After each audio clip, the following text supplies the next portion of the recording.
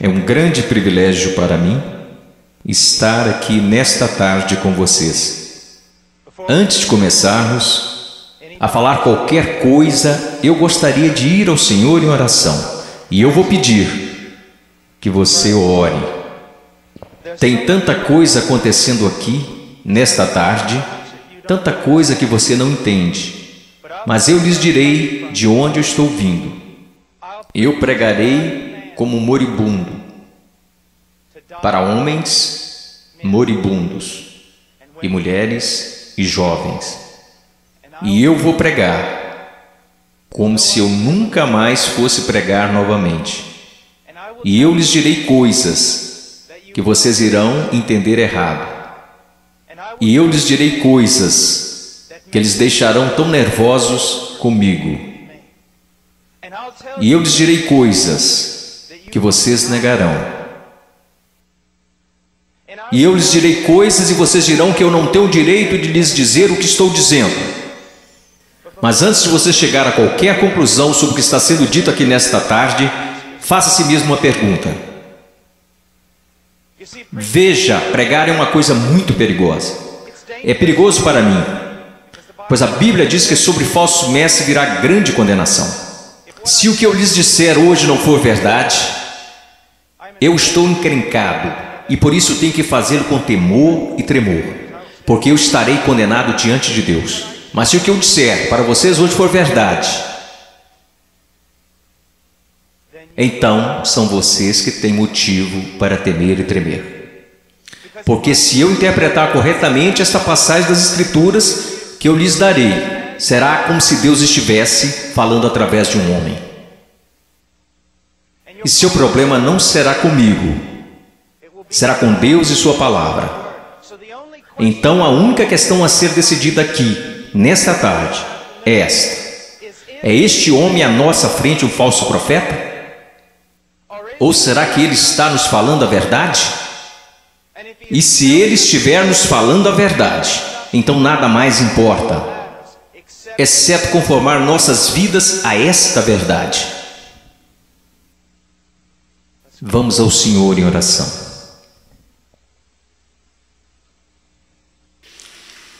Pai,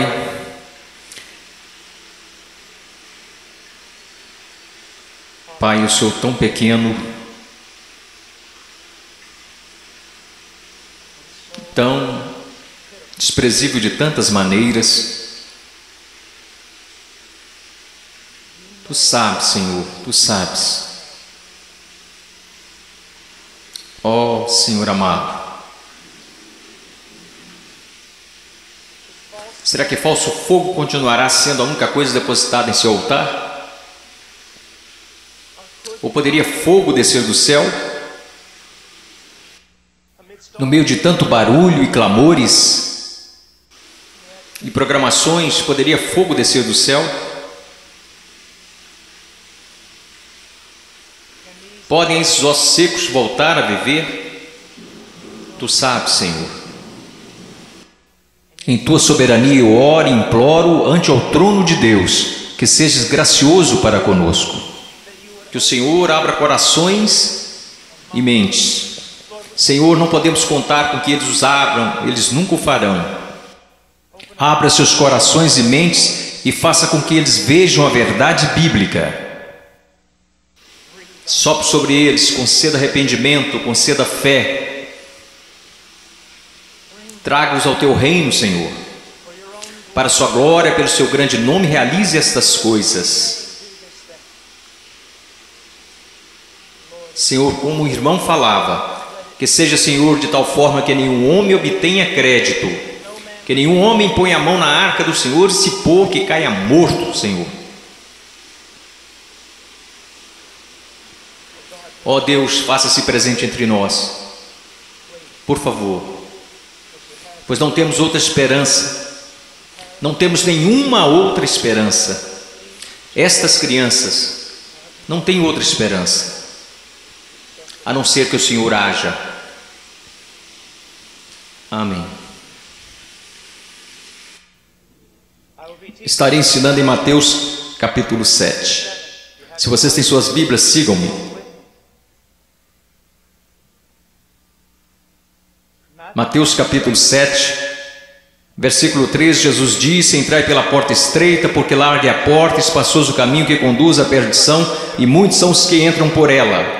E porque estreita é a porta e apertado o caminho que leva à vida, e poucos há que a encontrem. Acautelai-vos, porém, dos falsos profetas que vêm até vós vestidos como ovelhas, mas interiormente são lobos devoradores. Por seus frutos conhecereis. Porventura colhem-se uvas dos pinheiros ou figos dos abrolhos? Assim toda árvore boa produz bons frutos, e toda árvore má produz frutos maus. Não pode a árvore boa dar maus frutos, nem a árvore má dar frutos bons. Toda árvore que não dá bom fruto corta-se e lança-se no fogo. Portanto, pelos seus frutos os conhecereis. Nem todo que me diz, Senhor, Senhor, entrará no reino dos céus, mas aquele que faz a vontade de meu Pai que está nos céus. Muitos me dirão naquele dia: Senhor, Senhor, não profetizamos nós em teu nome, e em teu nome não expulsamos demônios, e em teu nome não fizemos muitas maravilhas? E então lhes direi abertamente: nunca vos conheci. Apartai-vos de mim, vós que praticais a iniquidade. Todo aquele, pois, que escuta estas minhas palavras e as pratica, semelhá-lo-ei ao homem prudente, que edificou sua casa sobre a rocha, e desceu a chuva e correram rios, e assopraram ventos e combateram aquela casa, e não caiu, porque estava edificada sobre a rocha. E aquele que ouve estas minhas palavras e não as cumpre, compará-lo-ei a um homem sensato, que edificou a sua casa sobre a areia. Desceu a chuva, correram rios e assopraram ventos, e combateram aquela casa, e caiu, e foi grande a sua queda. Eu estou aqui hoje. Eu não estou preocupado no meu coração com a sua autoestima. Eu não estou preocupado no meu coração se você se sente bem consigo mesmo, se a vida está do jeito que você queria, ou se a sua conta bancária está no verde. Só tem uma coisa que me tirou o sono. Só tem uma coisa que me preocupou durante a manhã toda, e é isto: em 100 anos, a maioria das pessoas neste prédio possivelmente estarão no inferno. E muitos que até mesmo professam Jesus Cristo como Senhor passarão a eternidade no inferno. E você diz: pastor, como você pode dizer uma coisa como esta? Eu posso dizer uma coisa como esta, pois eu não realizo meu ministério na América. Eu prego a maior parte do tempo na América do Sul, África e leste europeu. E eu quero que você saiba que quando olham para o cristianismo americano, ele é mais baseado em uma cultura sem Deus do que na palavra de Deus. E tantas pessoas são enganadas, e tantos jovens são enganados, e tantos adultos são enganados em crer que por terem feito uma oração uma vez em suas vidas, eles irão para o céu. E então, quando eles olham ao redor e veem outros que confessam a Cristo, e veem essas pessoas tão mundanas quanto o mundo, e comparam-se uns com os outros, nada perturba seus corações. Eles pensam: bem, eu sou igual à maioria do meu grupo de jovens. Eu vejo coisas que não deveria ver na TV e rio das coisas que Deus odeia. Eu uso roupas sensuais. Eu falo como o mundo, eu ando como o mundo, eu amo a música do mundo. Eu amo tanto essas coisas do mundo, mas graças a Deus eu sou um cristão. Porque eu sou um cristão, eu não pareço diferente da maioria das pessoas da minha igreja. Porque eu sou cristão? Porque houve uma vez na minha vida que eu fiz uma oração e pedi para Jesus entrar no meu coração. Eu quero que você saiba que a maior heresia na igreja evangélica protestante americana é que se você orar e pedir para Jesus Cristo entrar no seu coração, Ele definitivamente entrará. Vocês não encontrarão isso em nenhum lugar das Escrituras. Vocês não encontrarão isso na história batista até 50 anos atrás. O que vocês precisam saber é que a salvação é pela fé, e fé somente em Jesus Cristo. E a fé somente em Jesus Cristo é precedida e seguida por arrependimento, um abandono do pecado, um ódio pelas coisas que Deus odeia, e um amor pelas coisas que Deus ama, um crescimento em santidade e um desejo, não de ser como a Britney Spears, não de ser como o mundo, e não de ser como a maioria dos cristãos americanos, mas de ser como Jesus Cristo.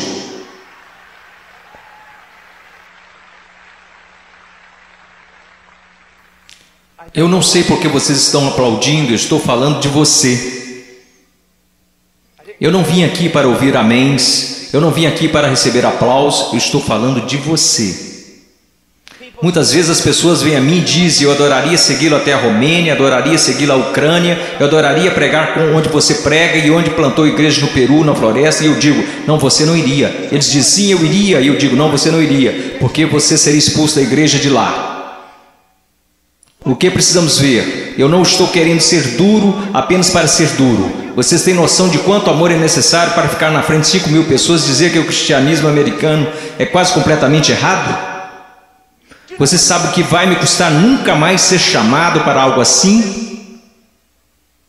Ser impopular? Você sabe por que você faz isso? Você não faz porque você vai ser bem pago. Você não faz isso porque os homens te amam. Você faz isso porque você ama os homens e, acima de tudo, você quer honrar a Deus. Eu quero lhe dizer uma coisa.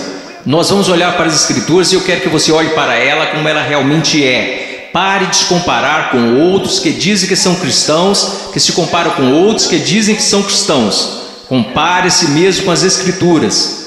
Quando alguém, um jovem, vem a um pastor ou pastor de jovens e diz: eu não tenho certeza se sou salvo. O pastor de jovens geralmente vai lançar um clichê. Alguma vez em sua vida você orou e pediu para Jesus entrar em seu coração? Bom, sim. Você foi sincero? Bem, eu não sei, mas acho que sim. Você precisa dizer para Satanás parar de te incomodar. Você escreveu no verso da sua Bíblia, assim como o evangelista ensinou quando você foi salvo. Você anotou a data para que qualquer dia que você duvidasse apontasse para a Bíblia. Que superstições têm invadido nossa denominação?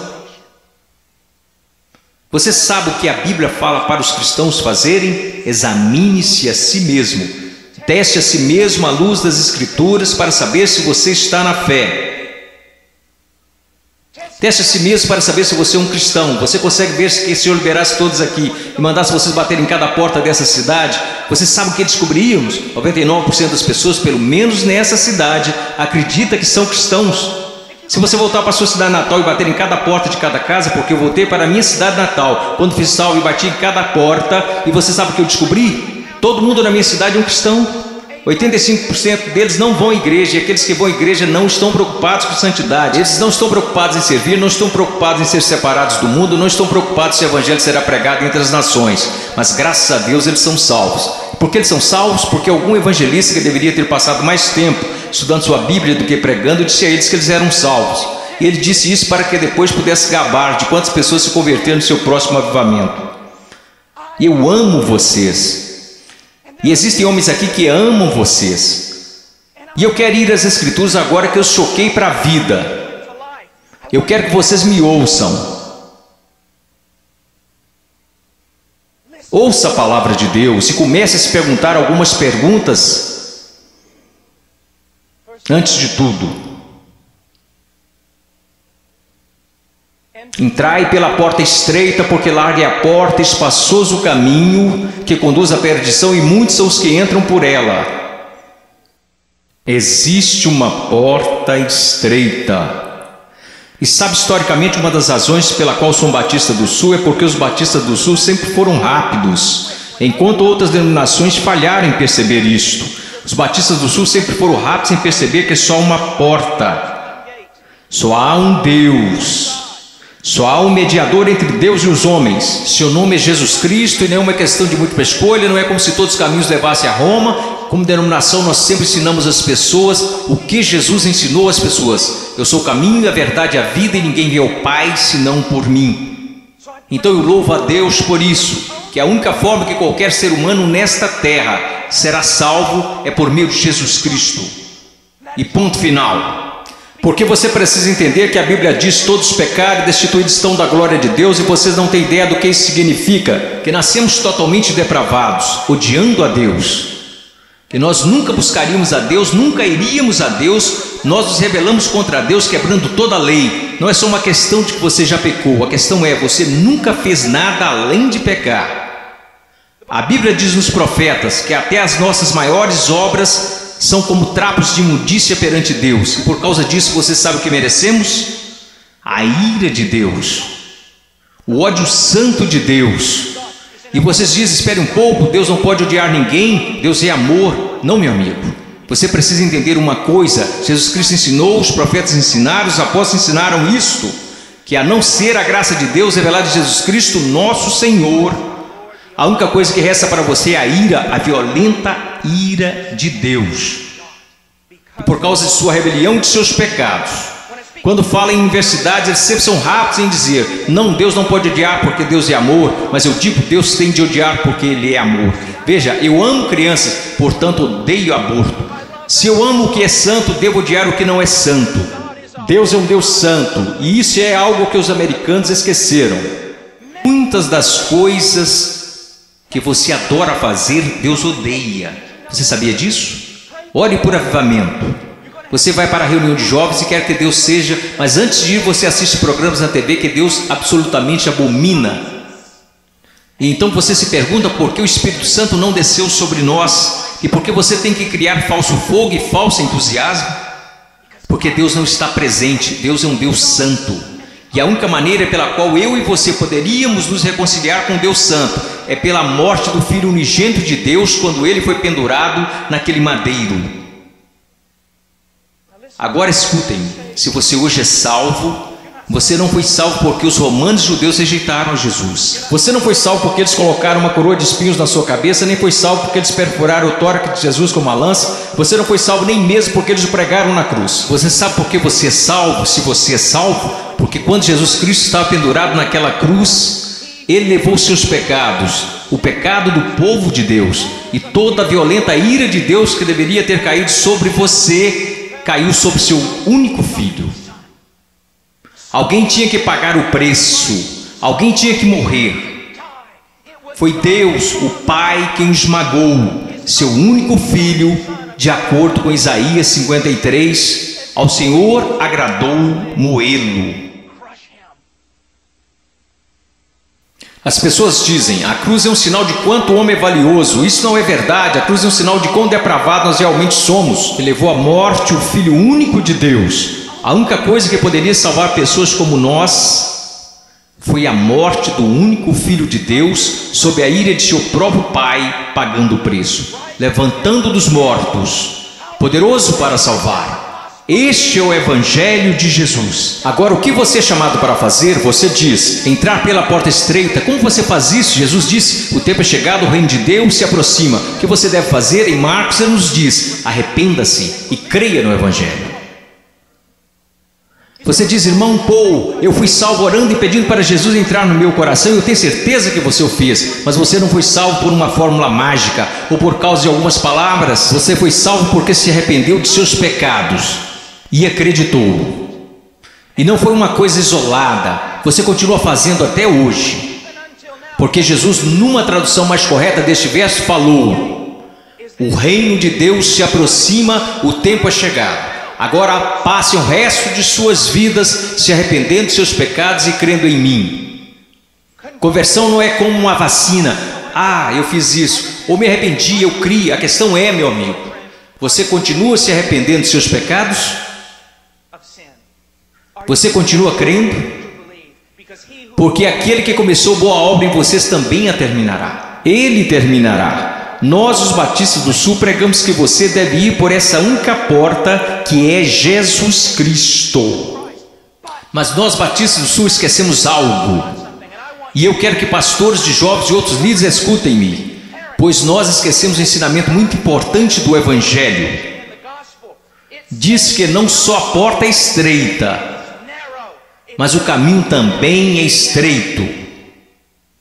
O que basicamente fazemos é conduzir uma pessoa a Cristo ou conduzimos alguém a uma oração. E aí essa pessoa passa o resto da vida vivendo igual ao mundo. Se você quiser negar isso, eu posso trazer as estatísticas para te provar. Várias pesquisas, censos, qualquer tipo de pesquisa que você pensar. Quando elas questionam a moralidade da igreja nos Estados Unidos da América, em comparação com a moralidade daqueles que se consideram perdidos, as pesquisas não acham diferenças. Veja, esses são apenas dados, não tem nada a ver com interpretação religiosa, são estatísticas. Livros e mais livros têm sido escritos incessantemente por teólogos, filósofos, sociólogos e afins. O que está acontecendo na igreja? Descobrimos que o aborto na igreja é tão prevalente quanto no mundo. O divórcio é tão prevalente, a imoralidade. Você sabe, assim como eu, que há jovens aqui neste momento que estão praticando imoralidade, ainda assim adorando a Deus como se nada estivesse acontecendo. Você sabe que há jovens aqui que estão usando drogas e indo para a reunião de jovens da igreja. Você sabe, vendo e fazendo coisas que não são apropriadas para cristãos, e ainda assim eles vão para a reunião de jovens, convencidos que estão satisfeitos, convencidos que estão salvos, e ninguém está falando nada a não ser isto. Eles são cristãos carnais. Eles são cristãos de verdade, só são carnais. Esta é uma doutrina que começou no seminário batista, que não era um seminário dos batistas do sul, muitas décadas atrás. Essa doutrina não é bíblica e não é histórica. Meu caro amigo, ser cristão carnal não existe. Você diz, espere um pouco, irmão Paulo, 1 Coríntios capítulo 3, não sois porventura carnais? Paulo disse isso? Não, isso foi o que Paulo disse. Você precisa ler o livro todo para saber o que ele queria dizer. Um dos nossos problemas, juventude, escutem-me, a maior parte do nosso cristianismo é baseada em clichês que lemos nas camisetas cristãs. A maior parte do nosso cristianismo vem de músicos e não da Bíblia. A maior parte das coisas que a gente acredita ser verdade é ditado pela nossa cultura e não pela Bíblia. A Bíblia não ensina que uma pessoa pode ser um cristão genuíno e viver em constante carnalidade, perversidade, pecaminosidade todos os dias de sua vida. Mas a Bíblia ensina que o cristão genuíno recebeu uma nova natureza. O cristão verdadeiro tem um pai que o ama, que o disciplina, cuida dele e que se importa com ele. Meu coração está quebrantado porque você sabe tanto quanto eu, jovens. Não sejamos hipócritas, não vamos esconder a verdade. Há muita gente assim, você os conhece, você pode ser um deles, ou ao menos sabe que tem um no seu grupo de jovens. Eles vão às reuniões, eles fazem todas as coisas, mas em seus corações eles são tão depravados quanto se pode ser. Não há diferença, não há luz. Tudo que o mundo faz, eles também fazem, está tudo bem assim. Meu amigo, isso não é cristianismo. Não estão correndo perigo de perder o galardão. Eles estão correndo perigo de ir para o inferno. Eles não conhecem a Deus. O que nós ensinamos? Quando foi a última vez que você ouviu alguém falar que não existe apenas uma porta estreita, mas também um caminho estreito? Jesus indica que um dos principais sinais para saber se você é um cristão de verdade é se você anda no caminho estreito. Você sabe qual é o sinal para saber se você é um cristão na América? Você fez uma oração uma vez? Não é incrível? O que você se pergunta quando duvida da sua salvação? Se você fez uma oração de salvação uma vez, o que as Escrituras ensinam? Examinai-vos e provai a vós mesmos para saber se realmente estáis na fé, porque um cristão será diferente. Estou dizendo que um cristão é sem pecado? Não, porque aprendemos em 1 João que os cristãos pecam. Se dissermos que não conhecemos o pecado, então não conhecemos a Deus, não andamos na luz. Então qual é a diferença? Onde eu quero chegar? Eu estou chegando até aqui. Se você é genuinamente um cristão nascido de novo, um filho de Deus, você andará pelo caminho da justiça, como estilo de vida. E se você se desviar desse caminho de retidão, o Pai virá até você. Ele irá discipliná-lo, ele o colocará de volta naquele caminho. Se você professa que entrou pela porta estreita, mas continua andando pelo caminho largo, assim como todos da sua escola, assim como todos que são carnais e depravados, a Bíblia quer que você saiba que você deveria ficar terrivelmente amedrontado, porque você não conhece a Deus. Eu temo homens que passam a maior parte de suas vidas dizendo às outras pessoas que elas são salvas. Eu tenho medo de você se você já fez isso. Você não diz às pessoas que elas são salvas, você as diz como serem salvas. Deus as diz se elas são salvas. O que nós esquecemos de acreditar é que a salvação é uma obra sobrenatural de Deus. E aqueles que estão sendo genuinamente convertidos e regenerados pelo poder do Espírito Santo serão novas criaturas. A Bíblia diz, pelo que se alguém está em Cristo, nova criatura é. Então nós encontramos aqui nas Escrituras que há uma porta estreita e um caminho estreito. Estamos indo para o versículo 15. Acautelai-vos, porém, dos falsos profetas que vêm até vós vestidos como ovelhas, mas interiormente são lobos devoradores. Por seus frutos os conhecereis. Uma das coisas que você precisa entender é isto, uma coisa que um homem sábio me disse há muito tempo: Paul, seu melhor amigo é aquele que te diz as maiores verdades. Nos Estados Unidos da América, nós nos tornamos tão cheios de não me toques que ninguém pode nos repreender. Ninguém pode nos dizer que estamos errados. E ministros e líderes também têm acreditado nessa mentira. Nós não queremos ofender, nós queremos ser amigáveis. O que você precisa entender é que só um amigo verdadeiro, seu nome é Deus. E se você quer ser amigo de alguém na sua igreja, você precisa ser amigo de Deus. E você precisa estar mais preocupado com a glória de Deus do que você está com as atitudes dos homens. E outra coisa que você precisa entender é que a pessoa que te ama mais é a que vai te falar as maiores verdades. Uma das grandes marcas diferenciais de um falso profeta é que ele sempre vai falar o que você quer ouvir. Ele nunca vai estragar a festa. Ele vai fazer você continuar batendo palmas, pulando, vai fazer você ficar atordoado, ele vai te manter entretido, ele te apresentará um cristianismo que fará a sua igreja parecer um parque de versões de Jesus. E te manterá tão entretido que você nunca se preocupará com grandes assuntos como este. Deus está agindo em minha vida? Eu estou crescendo em santidade? Eu realmente nasci de novo? Escutem-me, se todos nessa cidade acreditam que são salvos, nós sabemos que isso não é verdade pelas Escrituras, porque a Bíblia diz que poucos vão entrar. Como você sabe que você é salvo? Como você realmente sabe que é salvo? Porque alguém te disse? Porque você fez uma oração? Porque você acreditou? Deixe-me te perguntar, como você sabe que acredita?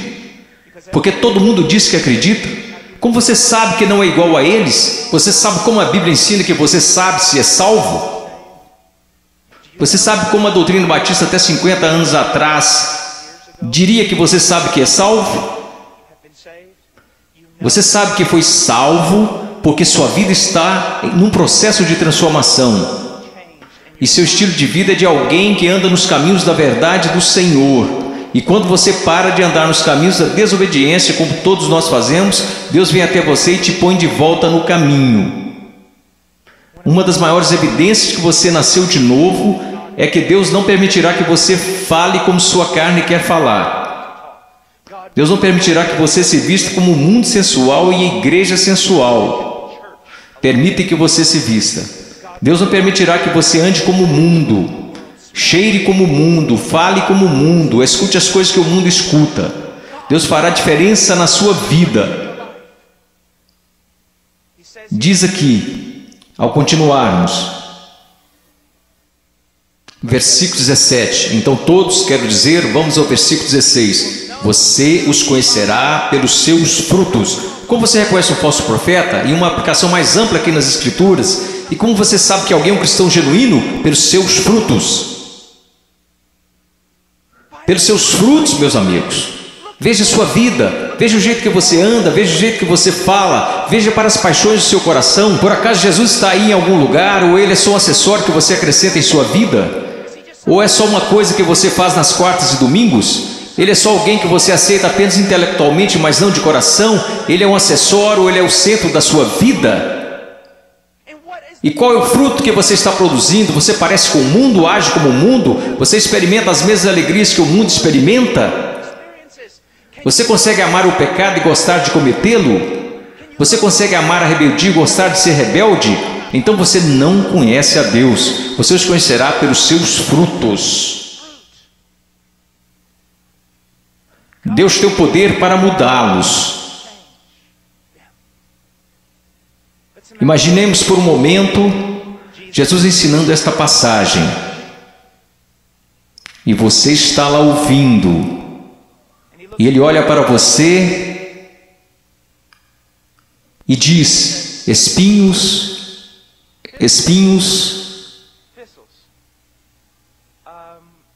Você acha espinhos em figueiras? E você diz: é claro que não, Jesus. Você não é um agricultor, você não é um fazendeiro, você é um carpinteiro, mas todo mundo sabe, Jesus, você não encontra espinhos numa figueira. Então deixe-me fazer outra pergunta. Você encontra figos bons, frutos em espinheiros? É claro que não, Jesus, isso é loucura. Quer dizer, você nunca vai achar espinhos numa figueira e também nunca encontrará figos num espinheiro. Jesus, se me disserem que isso é possível, pode tomar nota. Ou essa pessoa é louca ou é mentirosa. Então Jesus lhe responde: muito bem.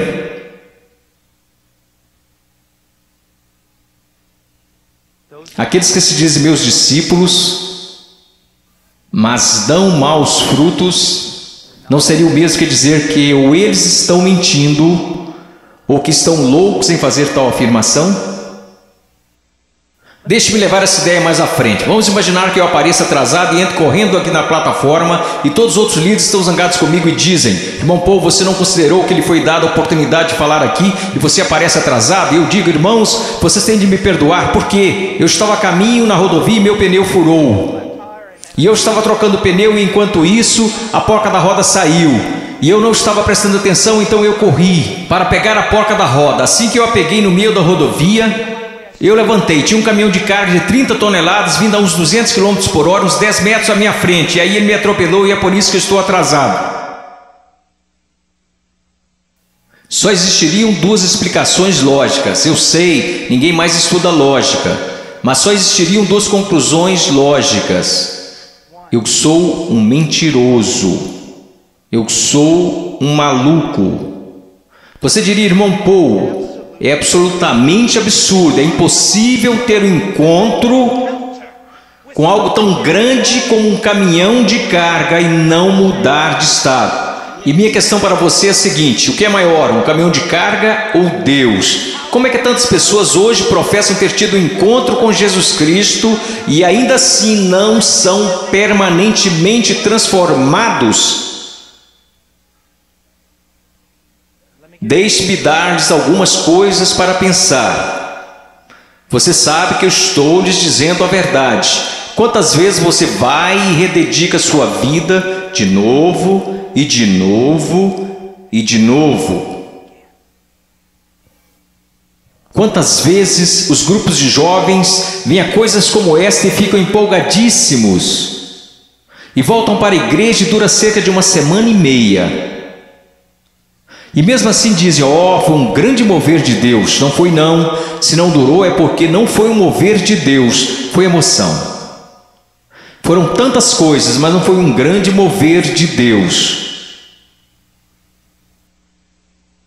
Deus trabalhou em sua vida. Deus está trabalhando em sua vida.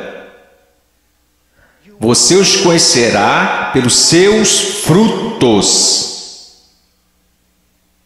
Você os conhecerá pelos seus frutos. Prosseguindo. Versículo 19. Toda árvore que não dá bom fruto, corta-se e lança-se no fogo. Portanto, pelos seus frutos conhecereis. Escute isso, você precisa entender algo acerca da literatura hebraica. Quando queremos enfatizar algo, sabe o que fazemos? Aumentamos o tom de nossa voz. Se estamos escrevendo, colocamos em negrito ou em maiúsculo. Mas para o judeu era diferente. Quando ele quer enfatizar algo, ele repete e repete. Por isso que encontramos paralelismo hebraico no livro de Provérbios: o ímpio viverá na terra, o ímpio será destruído. Ele está dizendo a mesma coisa, só que de um jeito diferente, para dar mais ênfase. É isso que Jesus está fazendo o tempo todo aqui. Pelos seus frutos conhecereis, pelos seus frutos conhecereis. Vocês os conhecerão pelo caminho que eles andam, pelos seus frutos conhecereis, pelos seus frutos os conhecereis. Ele diz: toda árvore que não dá bom fruto, corta-se e lança-se no fogo. Sobre o que ele está falando, meu caro amigo? Ele está falando sobre o juízo do Deus Todo-Poderoso, que um dia cairá sobre o mundo, que um dia possivelmente poderá cair sobre você. Oh, meu caro amigo, eu não consigo olhar o seu coração. Eu sou tão facilmente enganado pelo meu próprio coração. Mas há um que não é enganado. Há um que não é enganado. Ele não é enganado por uma cultura cristã pós-moderna. Ele sabe. Pelos seus frutos os conhecereis. Então ele continua. E ele diz isto. Versículo 21, nem todo que me diz Senhor, Senhor entrará no reino dos céus, mas aquele que faz a vontade de meu Pai que está nos céus. Você sabe o que a sua profissão de fé em Jesus vale? Absolutamente nada. Sim, você leu esta passagem? Estude-a. Nem todo que me diz Senhor, Senhor, nem todos que professam Senhor, Senhor, entrará no reino dos céus. Muitas pessoas dirão Senhor, Senhor, mas não entrarão no reino dos céus. Meus filhinhos, você é um deles? Senhor, Senhor. Agora vamos voltar para a literatura hebraica. Ele diz Senhor, Senhor, ele não diz Senhor. Ele diz Senhor, Senhor, o que isso significa? Esse sujeito que está fazendo profissão não é alguém que de repente decidiu. É o dia do juízo, é melhor confessá-lo como Senhor. Essa é uma pessoa que professa enfaticamente aos outros que Jesus é o Senhor. Ele anda por aí dizendo que Jesus é o Senhor, ele dança enquanto os músicos estão tocando e diz que Jesus é o Senhor. Ele canta dizendo Senhor, mas Jesus diz a ele, afasta-te de mim, eu não te conheço. Billy Graham é uma das pessoas mais amáveis e bondosas, e ainda assim ele diz que a maioria das pessoas das igrejas confessionais estão perdidas. Ele diz que ficaria feliz se ao menos 5% das pessoas que fizeram uma profissão de fé em suas cruzadas evangelísticas fossem de fato salvas. Quando estou na Nigéria, eu estive lá no ano passado visitando a mãe cujo filho estava em nossa igreja e que foi assassinado por muçulmanos no norte da Nigéria. Se alguém confessa Jesus Cristo, você meio que já sabe que é verdadeiro.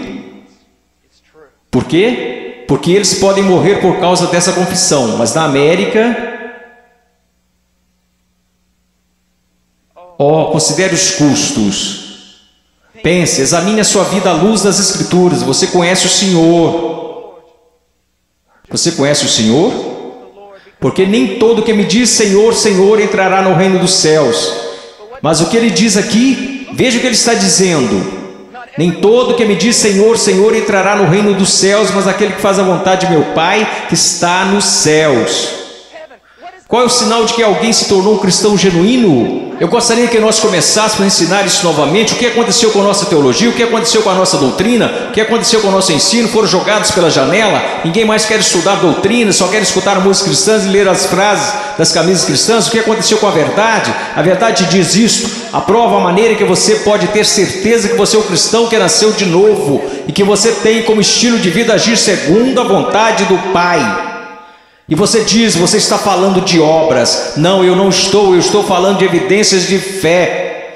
Funciona mais ou menos assim. Sua profissão não é prova alguma de que você nasceu de novo, porque todos neste país professam ter fé em Jesus Cristo. Uma pesquisa diz que 65% a 70% dos americanos são salvos, cristãos nascidos de novo. O país mais sem Deus na face da terra mata 4.000 bebês por dia, mas graças a Deus 70% de nós são nascidos de novo.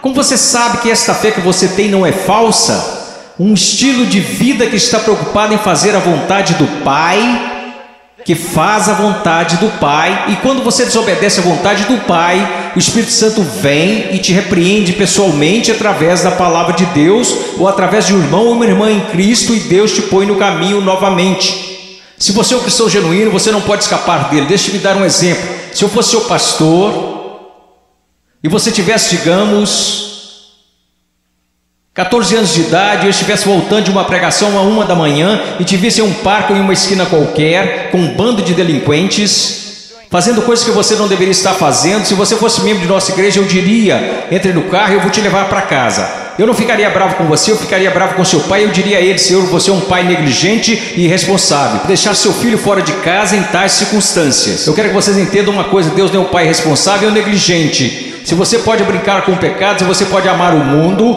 amar as coisas do mundo, sempre estar envolvido com o mundo, fazendo as coisas do mundo, e se seus heróis são pessoas do mundo, se você quer parecer com eles, agir como eles, se você faz as mesmas coisas que eles fazem, meu caro amigo, ouça minha voz. Há uma grande possibilidade de você não conhecer a Deus e de não pertencer a Ele.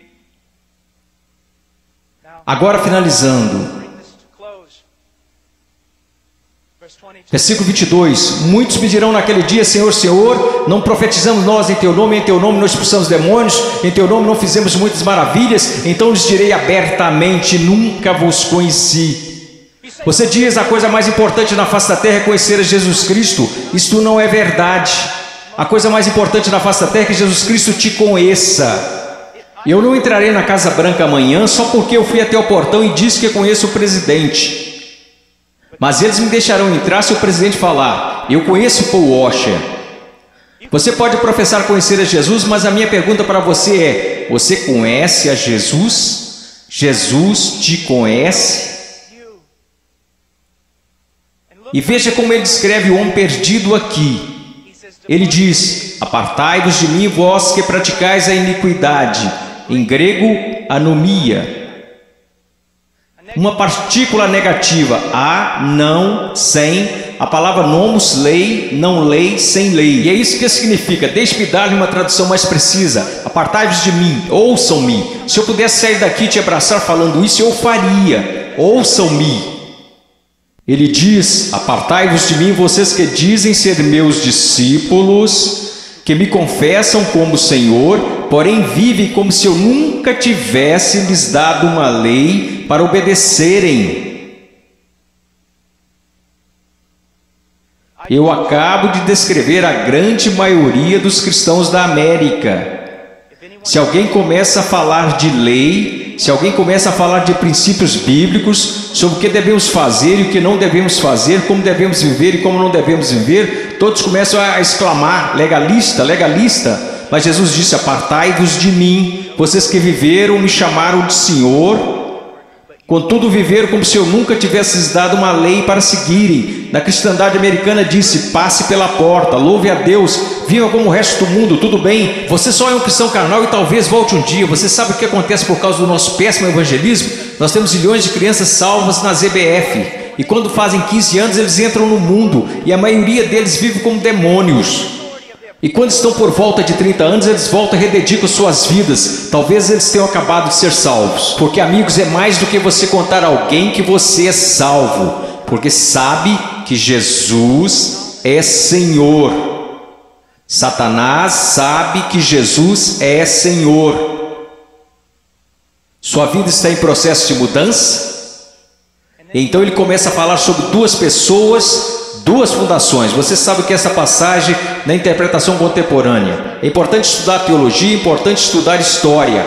A interpretação atual dessa passagem sobre a rocha e a areia é basicamente assim: se você é cristão, você precisa construir sua vida sobre a rocha, porque se você construir sua vida sobre a areia, você será um cristão infeliz, sua vida não dará certo. Isto não é o que Jesus está ensinando, e a história me apoia nisto.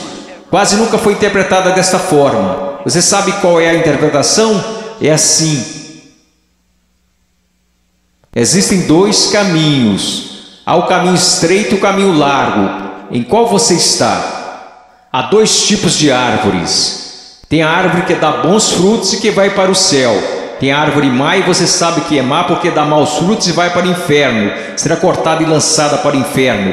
Aqueles que professam Jesus como Senhor e fazem a vontade do Pai que está no céu, e aqueles que professam Jesus como Senhor e que não fazem a vontade do Pai que está no céu, e eles irão para o inferno, não por falta das obras, mas por causa de uma falta de fé demonstrada pelo fato de que eles não tinham obras.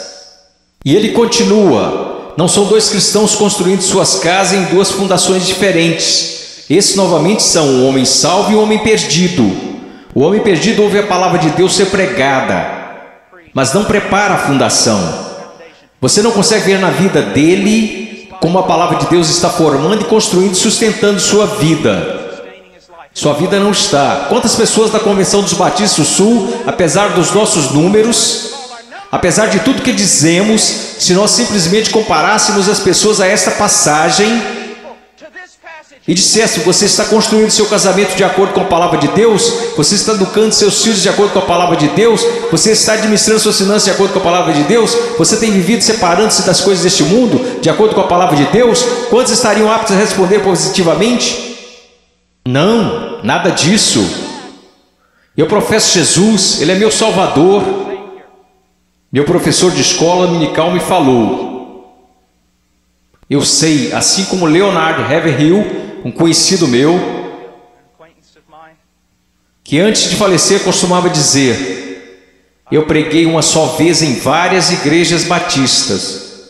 Eu prego em muitos lugares como esse somente uma vez. Eu poderia vir aqui hoje com um vocabulário que impressionaria vocês e pregar para vocês sobre coisas que fariam vocês saírem flutuando deste salão. Eu poderia contar-lhes histórias que fariam vocês rirem, histórias sobre cachorros e vovós que fariam vocês chorarem, mas eu usamos demais para fazer isso. Eu sei porque a palavra de Deus é verdade, que existem pessoas que acreditam ser salvas, mas não são. Não são. Eu sei que há alguns de vocês que olham ao redor e pensam: bem, eu sou salvo, quer dizer, eu pareço com todo mundo do meu grupo de jovem. O que faz você pensar que o seu grupo é salvo?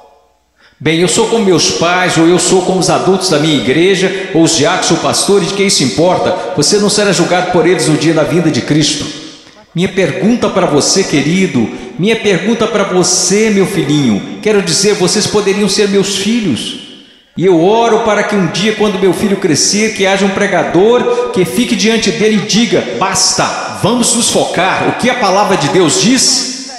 A sua vida se apresentará diante do fogo ardente, que é a santidade de Deus no dia final. Amada, preciosa menina, amado, precioso jovem, no dia final a sua confissão permanecerá verdadeira. Você é salvo.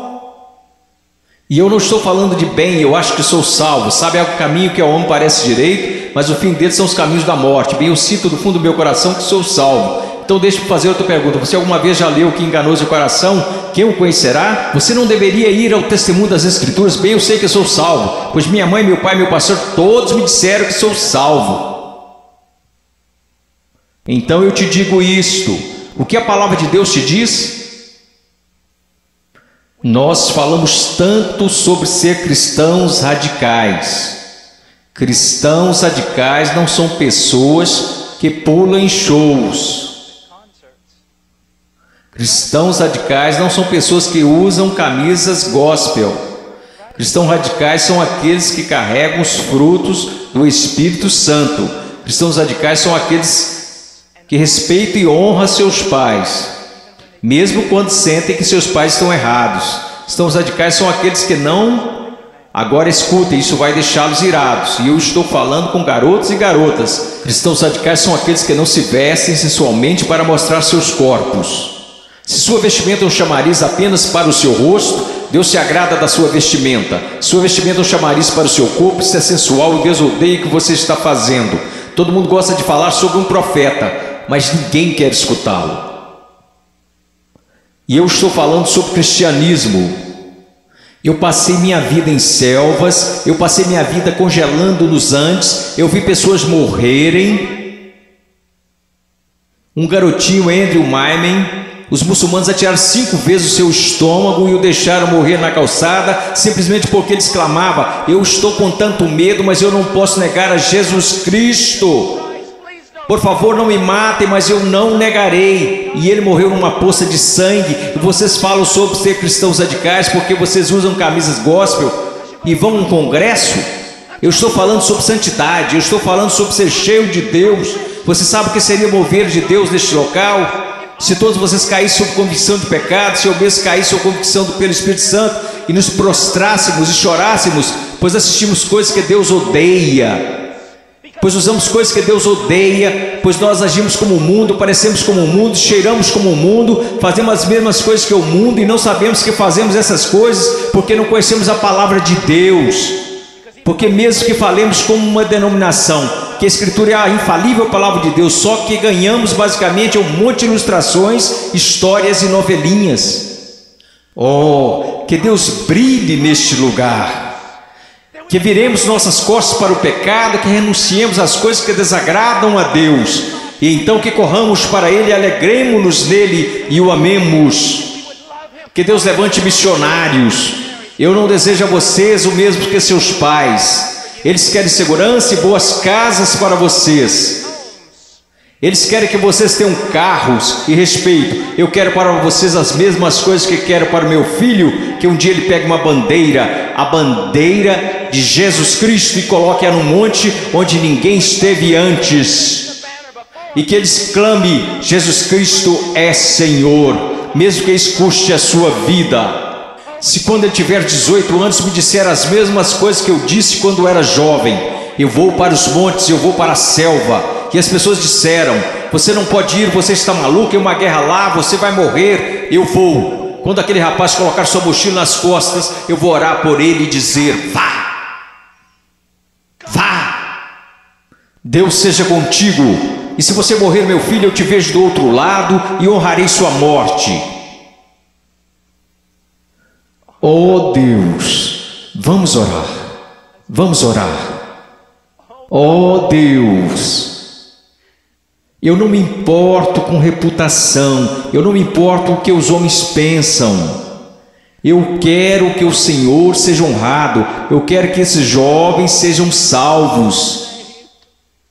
Eu quero que os salvos parem de olhar para um cristianismo cultural, que o Senhor odeia e que cuspirá fora de sua boca, e que eles olhem para a sua palavra e digam: eu seguirei a Jesus. Deus, eu oro pelos ministérios de jovens e pastores, e oro para que o Senhor os encha com espírito de sabedoria, amor e coragem e discernimento, e querido Deus, custe o que custar, eu oro para que o Senhor levante missionários. Ao olhar para esses garotos, eu não posso evitar de pensar no meu filhinho. Oh Deus, que o Senhor salve o Ian, e que eu levante e o mande para a pior parte da batalha. Oh, querido Deus, levante missionários aqui, levante missionários, levante pregadores e pastores e embaixadores e evangelistas, que conheçam a palavra de Deus. Oh Deus, trabalhe neste lugar, por favor, trabalhe neste lugar, amado Deus, por favor, por favor, por favor, por favor. Agora, com todas as cabeças baixas, alguém aqui hoje à noite que gostaria de dizer: irmão Paul, eu tenho vivido uma mentira. Eu digo que sou cristão, mas eu amo o mundo, eu pareço com o mundo, e cheiro como o mundo, e eu me odeio por conta disso. Irmão Paul, eu estou tão cansado desse cristianismo que tenho vivido, eu estou cansado disto. Eu estou cansado disto. Eu quero ser salvo. Eu quero ser salvo. Eu só quero que levantem. Irmão Paul, eu quero ser salvo. Amém. Alguém mais? Eu quero ser salvo. Amém. Amém. Em momentos teremos um apelo, e vocês que levantaram, eu vou descer aqui e quero que vocês se encontrem comigo.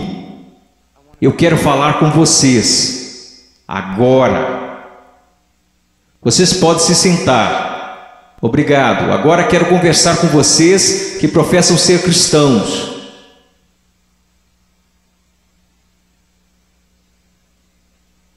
Sua vida honra a Jesus Cristo? Você está olhando em sua palavra para descobrir como deve viver? Eu oro de todo o coração. A única coisa que irá salvar a igreja na América, só há duas possibilidades. Uma é uma reforma total em nossas pregações e nosso estudo da palavra de Deus, e a outra é uma perseguição feroz e horripilante. Essa é a única coisa que irá salvar a igreja na América. Eu oro para que vocês retornem à palavra. Eu oro. Ouçam-me, jovens, vocês precisam dizer: ok, como eu devo proceder perante meus pais? Vá à palavra, descubra, obedeça. Como devo me vestir? Vá à palavra, descubra, obedeça. Como devo falar? O que devo escutar? Ponha cada pensamento, palavra e ato em sujeição a Jesus Cristo.